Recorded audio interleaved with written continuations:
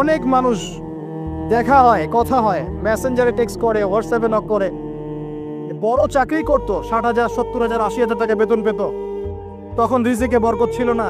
ছেড়ে দিয়েছে, চায়ের দোকান দিয়েছে, এখন রিজিকে বরকত আছে। আজকেও একজনের সাথে দেখা হয়েছে, তিনি ইউএস বাংলা এয়ারলাইন্সে কাজ করেন।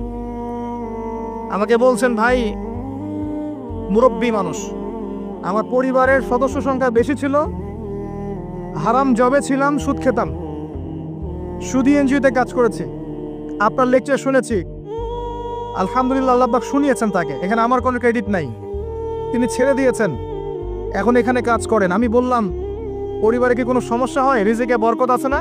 তিনি বলছেন, এখন বারাকার শেষ নাই।